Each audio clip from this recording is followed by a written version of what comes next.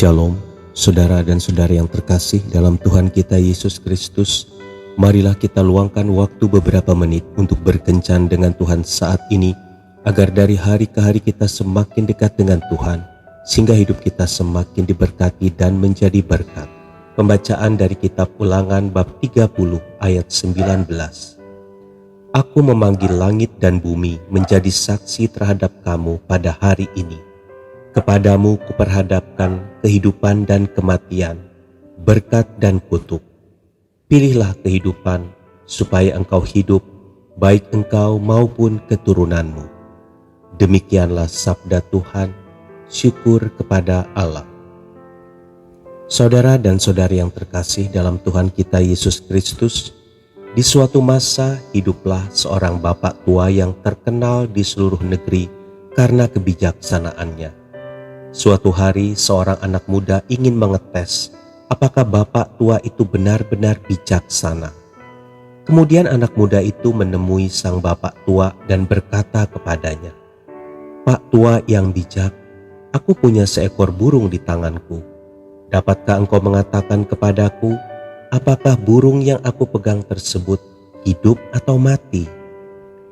Orang tua bijak itu berpikir sejenak, kemudian ia menjawab, "Anak muda, mati dan hidupnya burung tersebut ada di dalam tanganmu.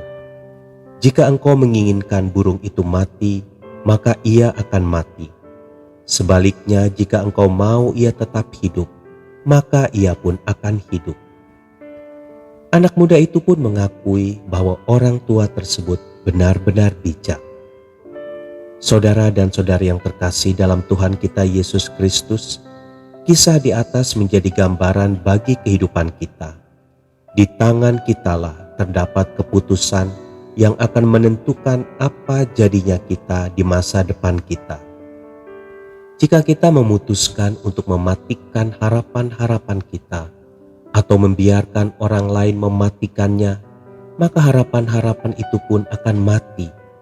Jika kita memutuskan untuk tetap menjalani hidup yang bergelimang dosa, maka kita akan menuai kebinasaan kekal karena dosa tersebut. Sebaliknya, jika kita memutuskan untuk membelokkan arah hidup dengan membenahi kekeliruan-kekeliruan dan dosa selama ini, maka kehidupan yang lebih baik akan menjadi milik kita. Jika kita memutuskan untuk membiarkan kondisi kerohanian kita menjadi tidak bergairah, maka lama-kelamaan kerohanian kita akan menjadi kering dan akhirnya mati. Tetapi jika kita memutuskan untuk terus bertumbuh dalam iman kepada Yesus, maka kita akan menikmati kehidupan yang diberkati dan kita pun akan menghasilkan buah yang semakin banyak.